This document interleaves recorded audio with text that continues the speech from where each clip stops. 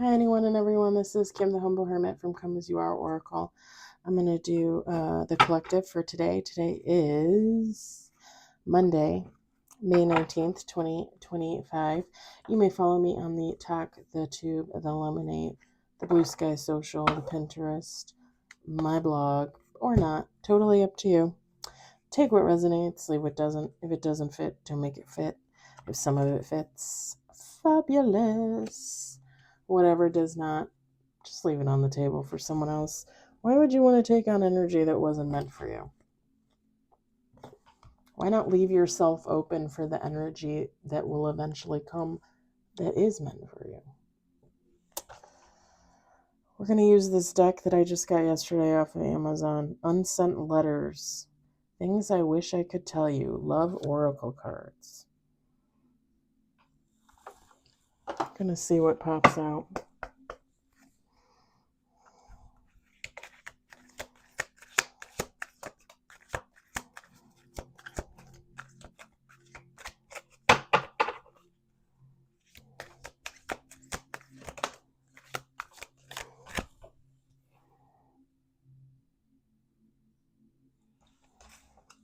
We got one on the table.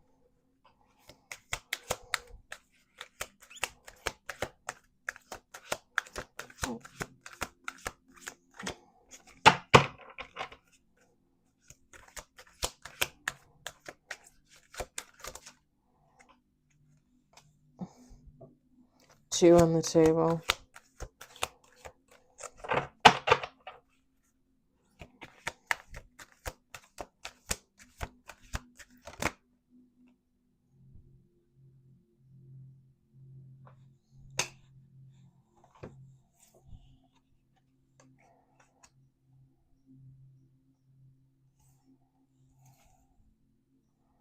We got four on the table.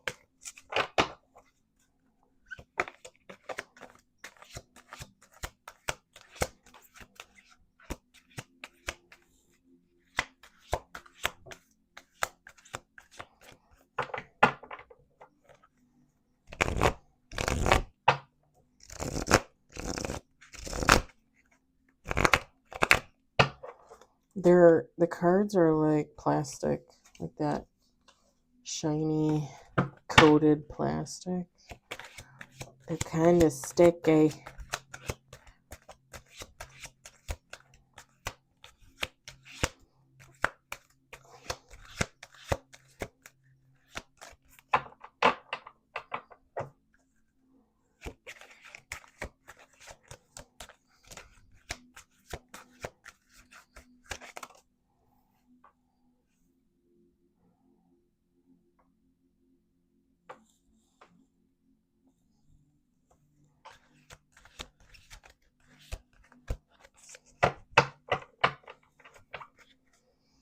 We got five on the table. This is interesting.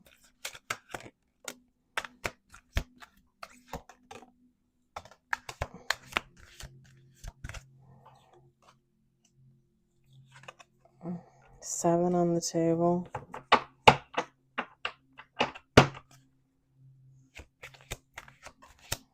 There's two more shuffles. Eight on the table.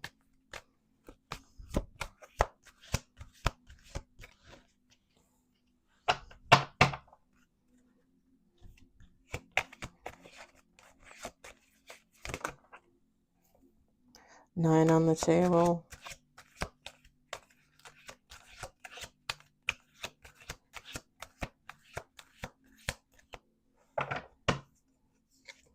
Ten with bottom of the deck.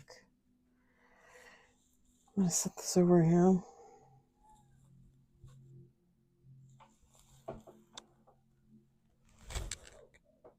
Who's that?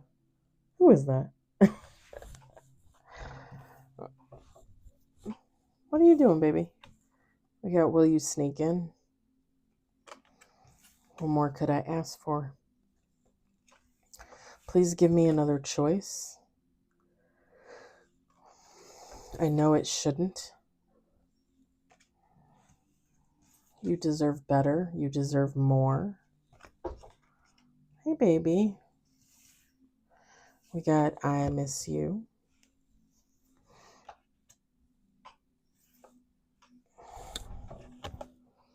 Things I wish I could tell you. I don't need to ask. I wonder if you think of me too. And what are you doing tonight? Bottom of the deck.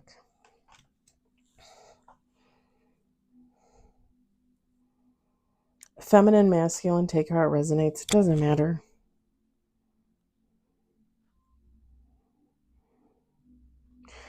Let me take a sip of water. I should have brought my lip gloss. My lips are chapped. This is someone that like did you dirty, ignored you, used you, and then left you. Like maybe all of those things. Because this is someone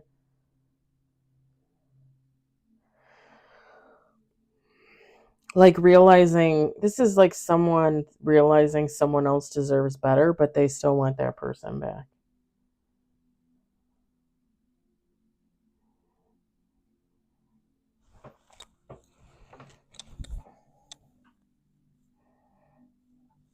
But the thing is this person wants this other person back, and they want it to be because that person wants to come back. So like if that other person doesn't want to come back,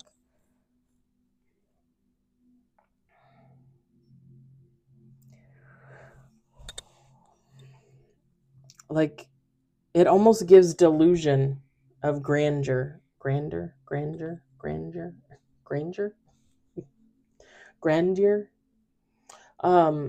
Like this person thinks that they're better than that other person. Like even though they treated them like shit, they walked away, whatever the case, like they expect this person to come back. Like, when are you coming back?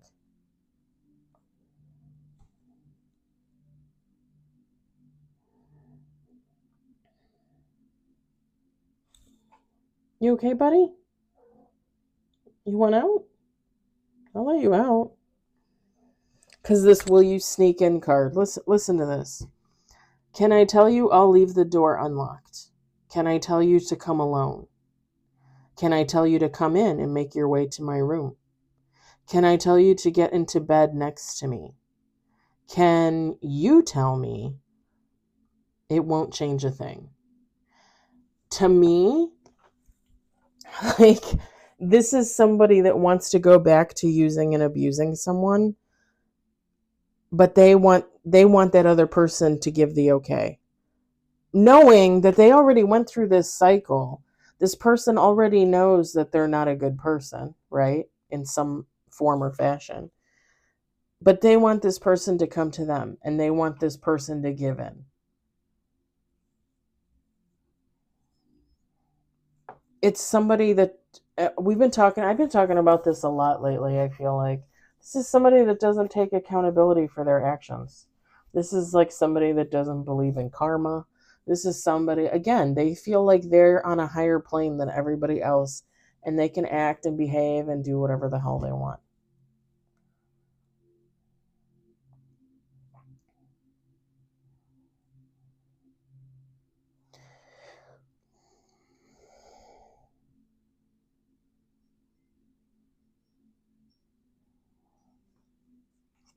This person with the what more could I ask for? At least you are happy. This is like very narcissistic, because this is the deal. Whoever this is,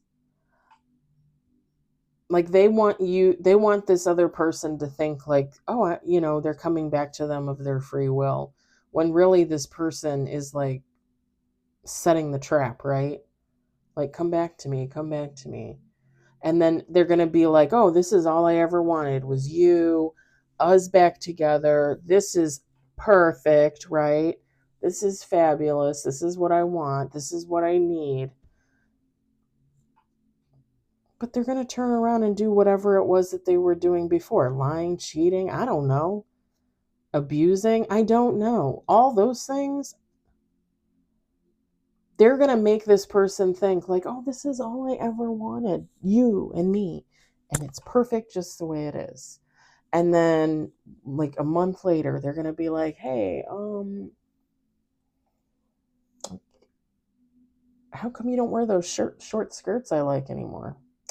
How come you stop shaving your beard? Like, again, it doesn't matter, female, masculine, but it's going to be one of those things where they start nitpicking because they're going to try and break this other person down so that they can mold them into who they want to be. And who would they want them to be is like a zombie, a robot, a slave. Hold on a second. I got to see if Homer wants out. You want out, baby? Well, come on. I'll let you out. There's food on the counter. You want foods? Go on. Thank you, buddy. Oh, hey, Peck. You're going to take your turn in here, huh? Oh. Let's put you on TV for a second. Right, Pickle? This is Mrs. Pickles. Sometimes I call her Peck. Sometimes I call her Peckle. I don't know if you guys ever watched the movie Willow with the little they're not fairies. What are they called? They're like little people. But like they're little, like they are like fairies, but I don't think they're called fairies. And they called him Peck. They called somebody Peck. That's why I call her Peck. It always makes me laugh. Anyhow, yeah, this is somebody like, like luring this person back in with the promise of something better, the promise of transformation. But there's no transformation there. Like, this person is the same person they've always been. Please give me another choice. You can come back anytime now. I won't be mad. Honest. Just one reply. They won't be mad.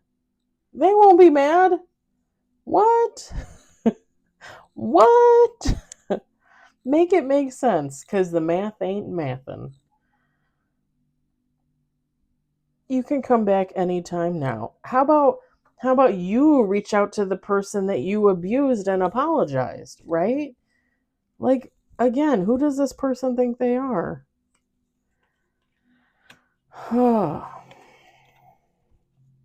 The audacity. Like, the audacity. I know it shouldn't. The idea of you with someone else makes me sick. The idea of you being better for a person who's not me makes my heart pound. The thought of you loving someone else makes my stomach churn.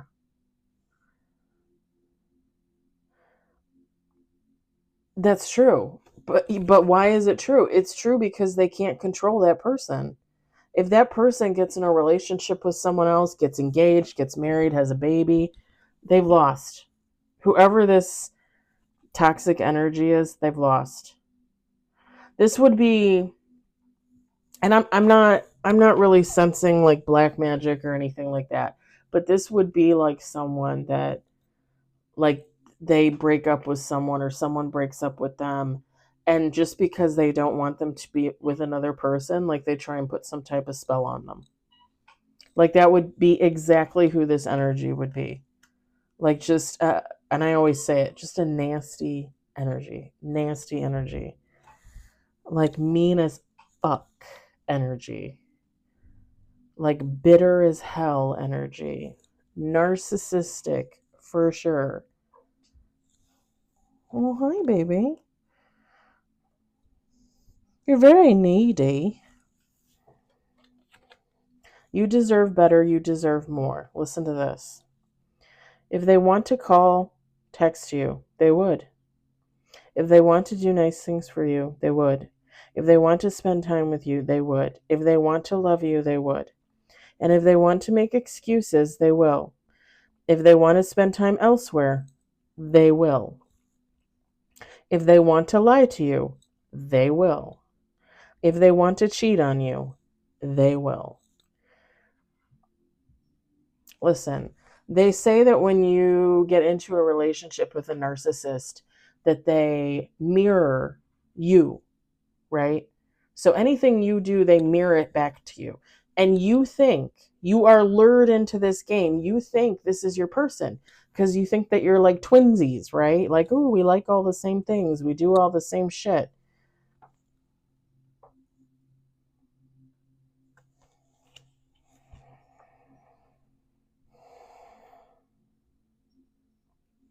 That's why I always say, like, you have to know who you are.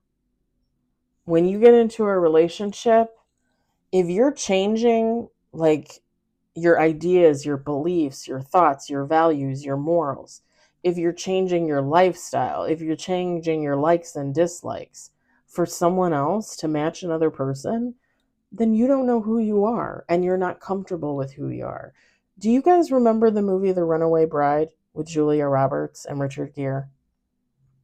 It came out like, I think, like, I don't know, was it like early 90s, late 90s, where she had run off on her engagements, like, I don't know, like 3, 4, 5 times. I don't remember how many times. And Richard Gere came to do a story on her because she was engaged and was getting married for the whatever time, and he was there to see if she was actually going to go through with it. Do you remember that movie? It was a good movie. It was a good movie. And here's why. Because he saw in her what she never really noticed, and that's that she would mirror all the men in her relationships. Every man she ever got with. And you know how he figured it out? He talked to all the guys that she was engaged to, and he asked the guys, how does she eat her eggs? And every single one of those guys said, oh, the same as me, scrambled. Oh, the same as me, boiled. Oh, the same as me, fried. Oh, the same as me, over easy. Every single one of her fiancés said that. And he told her, he's like, you don't even know who you are. He's like, you attach yourself to these men and you mimic them, thinking that's what you're supposed to do to make this relationship perfect. No relationship is perfect. You might as well love yourself for who you are and what you stand for and who and what you do, right? Because no relationship is going to be perfect, even if the two of you like all the same things. And how toxic is that? She was the toxic one. She was the toxic one. And you could say that was narcissism. I don't think that was narcissism so much as, again, she just didn't know who the hell she was. And she thought if she mirrored all those guys, then she would have the perfect relationship. But every time she went to walk down the aisle, she got that feeling and she ran away, right? Because there's no such thing as perfect. And again, if you don't know who you are, then you don't know who that other person is. Hold on, I gotta see if Peckles wants out. These cats are driving me nuts. I know, I don't even know why you want it in here. You guys are crazy. Okay, I love you.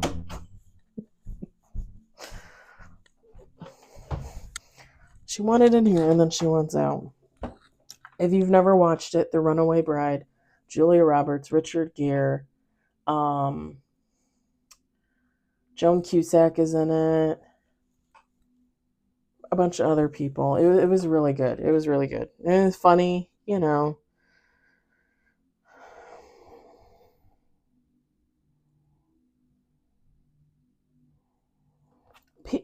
This person is making no effort to go towards that person. They want that person to come towards them.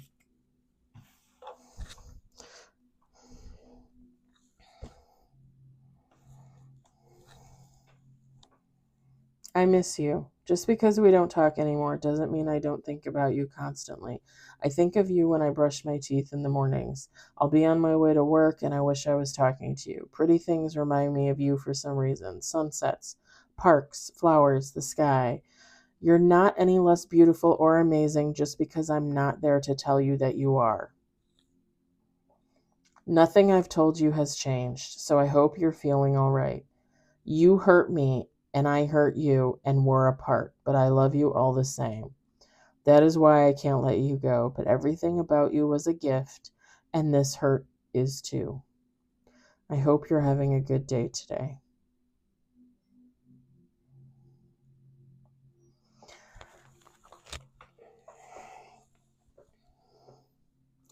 This would be like a weak moment. This would be like this person actually having a feeling, as we call it at the warehouse. You don't have feelings, you have a feeling.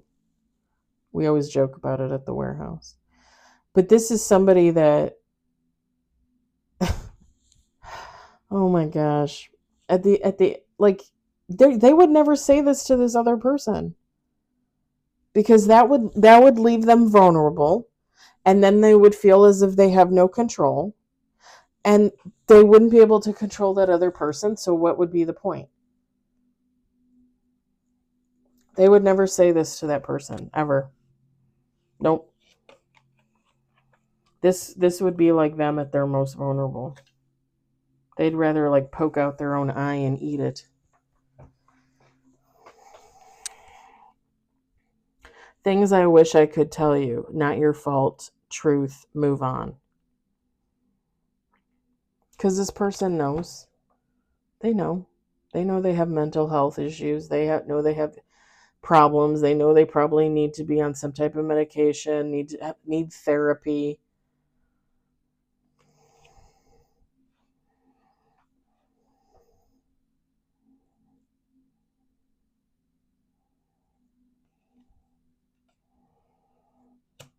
There is a point. Let me say this. There are points to being a narcissist.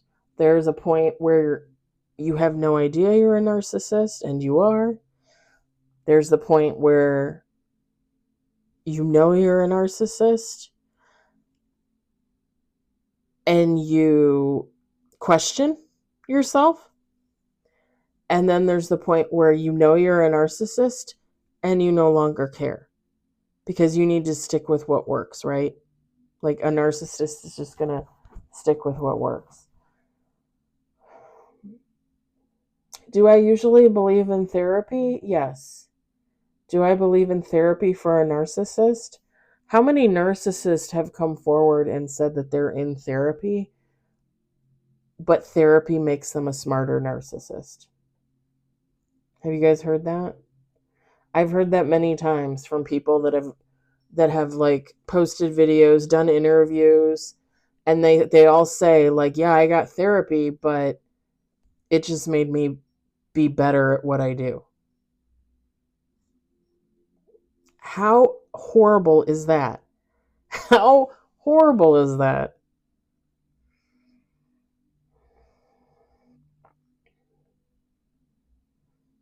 I think that, in my opinion, that all just comes back to trauma. Because I've told you guys before that if you follow me, if you followed my story, my personal journey, I've said before that my ex-best friend is a narcissist. She's sometimes I call her a rapist, sometimes I just call her a sex offender. I've called her a monster. I really and truly believe that she was raped or sexually assaulted as a child, possibly as a young adult, possibly more than once, possibly by more than one person. She's in a wheelchair. She's been in a wheelchair her whole life.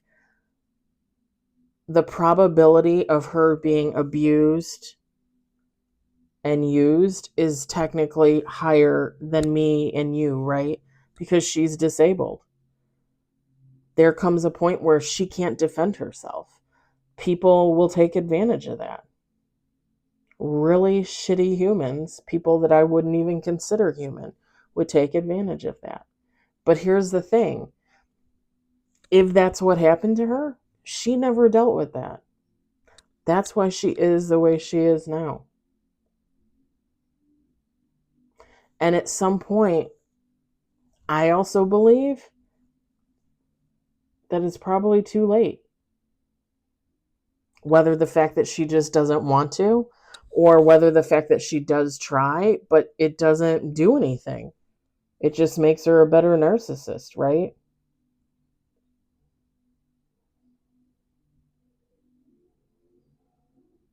But I guess that all depends on if you're going to face that trauma or not.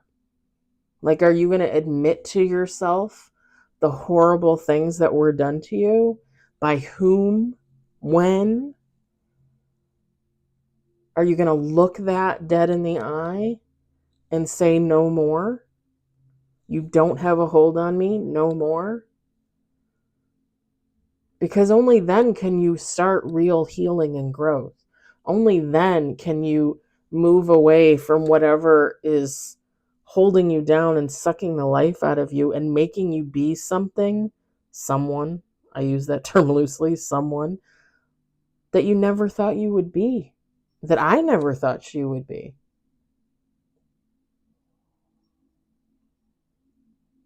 And I've said to you guys before, like, all I can do is sit here and hope that she gets help and hope that she gets better for herself, right? Because I would want that for another human being, for them to be grounded and healing and, not stuck in whatever horrible mindset she's been stuck in for the last, I don't even know how many years. Because again, I don't even think I really saw her for who she really was. I think I was like blinded by my love for her. I've known her since second grade, third grade. I don't even know.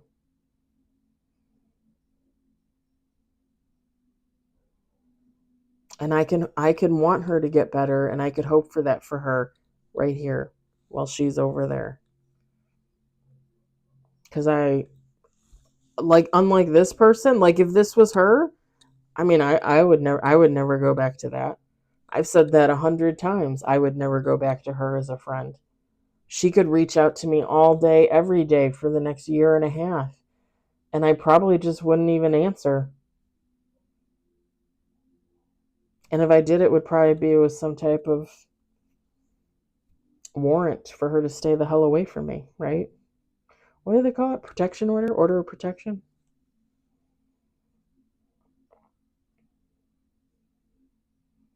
Then I probably would change my phone number.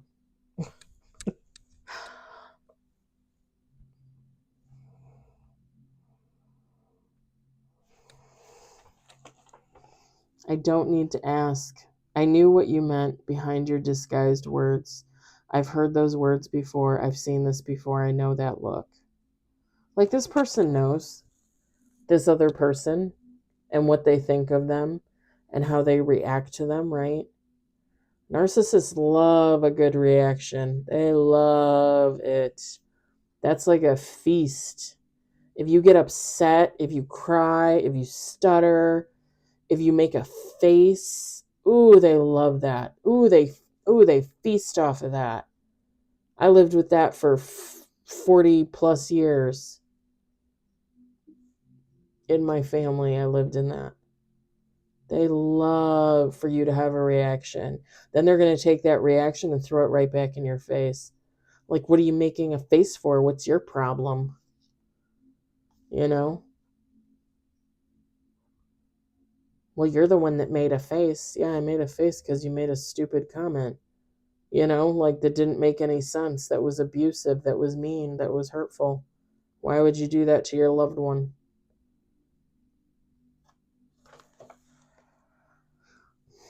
This person knows the effect that they have on other people.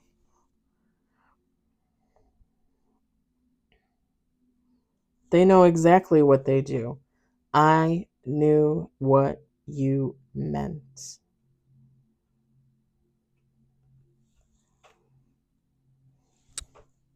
There's that saying that they came out with. I mean, it's probably a hell of a lot older, but I remember seeing it for the first time on TikTok, I think. And the voiceover, there's a voiceover for it too, with a woman, I think.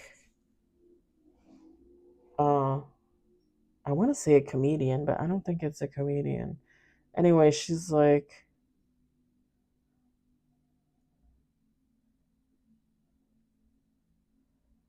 you don't need to reach out to people. Or she's like you don't have to have closure with people. You don't have to say anything to anybody. You can just walk away because people always know what they do to you. People always know what they do to you. Always. Always. They do what they do on purpose in that moment. If they regret it later, if they don't regret it later, who's to say? That depends on the person. But people always know what they do to you in that moment. They know when they're gaslighting you. They know when they're lying. They know when they're cheating. They know when they're energy harvesting. They know when they're looking for that reaction. They're looking for that reaction. They know.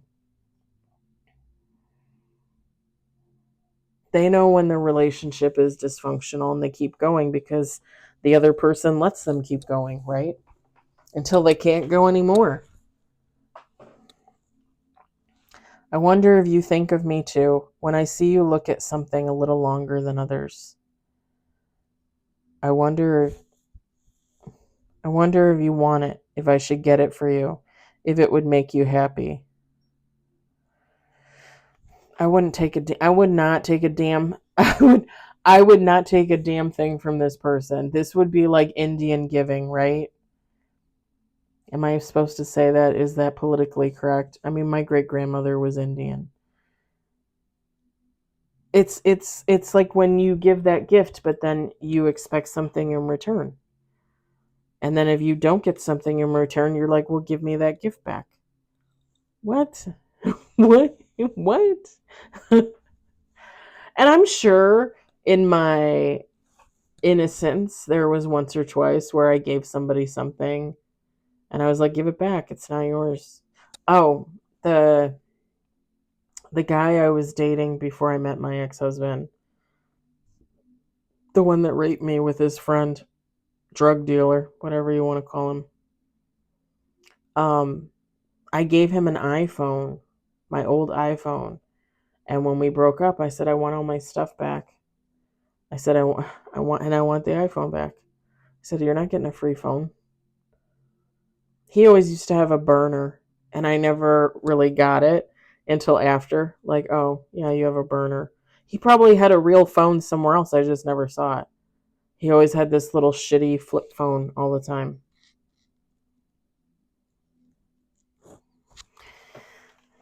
He was disgusting.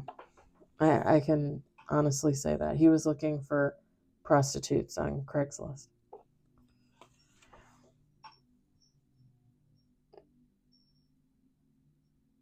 There's nothing wrong with living that kind of lifestyle, but don't involve other people in it. Like, don't involve me in it. Don't involve, some other woman and their kids or whatever. I looked him up I don't know, like a year after I broke up with him. And he literally knocked somebody up probably like a month after I broke up with him. I'm not even kidding. And I broke up with him, I think it was like the beginning of December or the end of November 2011. And he literally had to have knocked this woman up like right after I broke up with him, because like a year later he had a kid that was a few months old. And I was like, a little boy, I think a little boy. And she was posting stuff on his Facebook, but it was always stuff like, and it's not surprising. It was like, oh, me and whatever the baby's name, we miss you. You're never here. You don't spend enough time with us. And all I could think of was he knocked some woman up. He just wanted to have kids.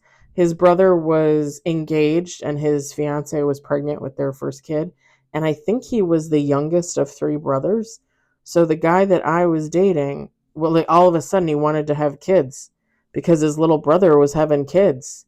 It's like, why do you live your life in competition like that? Like, who cares? And she was writing this stuff on his Facebook.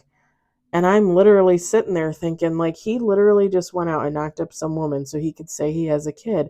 He is not hardly one bit involved in that woman and that kid's life. And I think like 5 years or so after we broke up, I went back and I looked at his Facebook page, and he had 2 kids with this woman.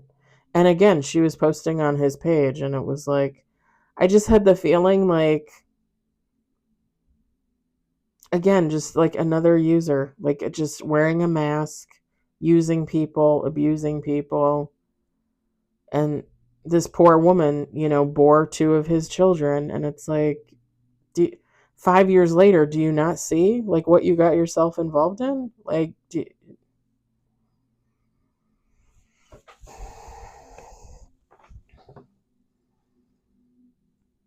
very like, yeah, just icky, like, oh, I gotta have kids, and leave a legacy, even though I don't want those kids, and I'm not going to take care of those kids, and I don't want to see them.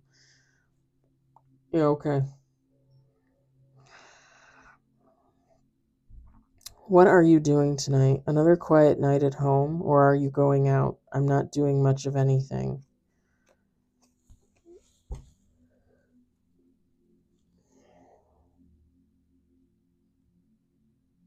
This is someone that if they really wanted to reach out to this other person, they could reach out to this other person, and they deliberately don't. They are deliberately waiting for this other person to reach out to them. For what?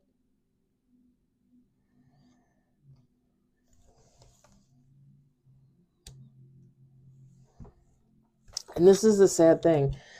Narcissists, like, even if you're technically no longer their supply and you've moved on, and again, maybe you got married, had kids, whatever, you're gone, you're long gone, right? You're on another timeline.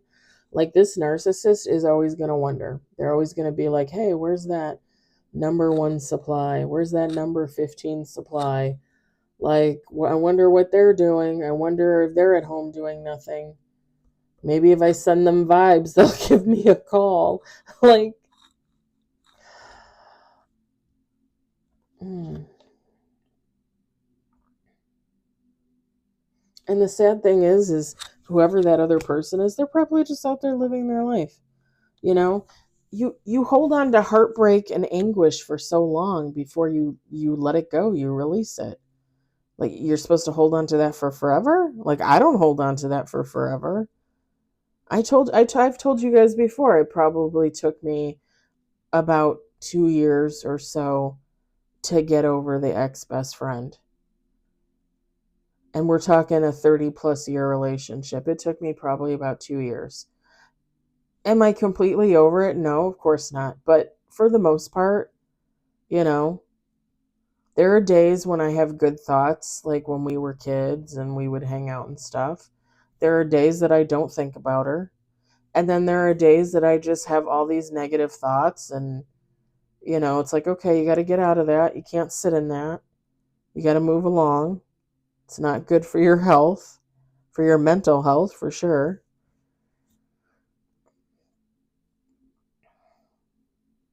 But I'm not, you know, 3 years later, I'm not like waiting. Like, I don't wait for her to call. I don't wait, like, oh, I'm going to see her this weekend at the store, like, she lives about 45 minutes away from me in the total opposite direction of anywhere I ever go for the most part. The only time I would go in that direction where she lives is when I go to Lake Geneva, Wisconsin to the rock store. And I only do that like 2 or 3 times a year. And it's usually in the summer and the fall. So I always go in the complete opposite direction. And that's just because that's where all the things are that I enjoy. That's how I live my life, now as a single woman on my own, doing my own thing, not answering to anybody. This is what I can do, right?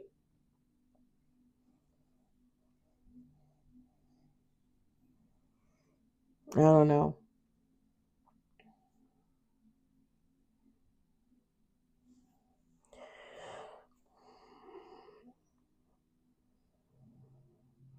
And the sad part is it's not that like I said, narcissists don't, have feelings. They do. But they're never going to admit anything to anyone. They're never going to say a damn thing, you know?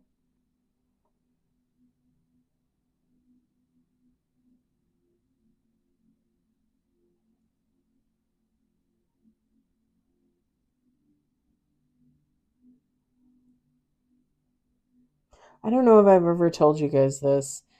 The ex-boyfriend that I dated before the ex-husband, the one that raped me with his friend, he once said to me,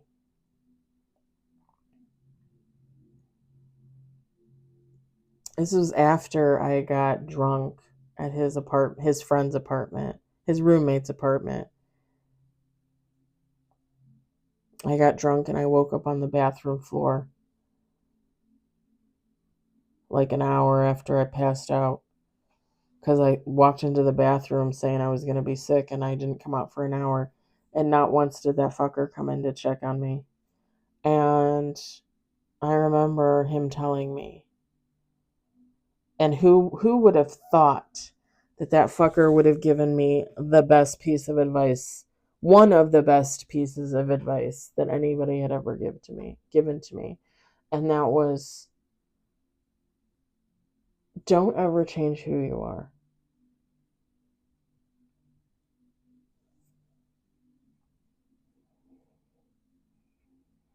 Said the man that took everything that I was and used it against me, right? The sad thing is, the true thing is he wasn't wrong. And in the end, anybody that ever abused me in any type of way, I never let that change me. I'm still a loving, caring, giving individual. I still put my ass on the line for people every day, for humanity, for healing, for growth.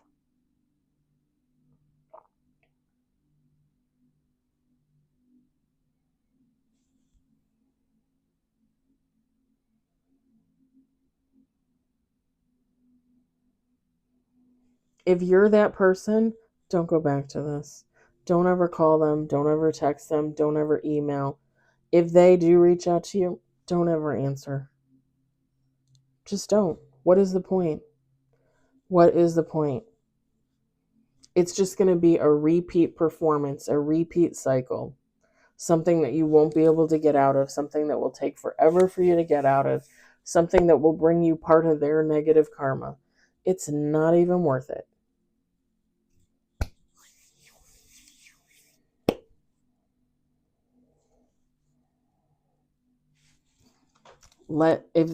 Let this person disappear into the night and you walk into the light. I'm going to leave it there. I hope the message resonated for you. I hope you enjoyed it. I hope, if anything, you found it entertaining. I hope you all had a great day. I hope you have a great evening. You can flip those. I'll talk to you later. Bye.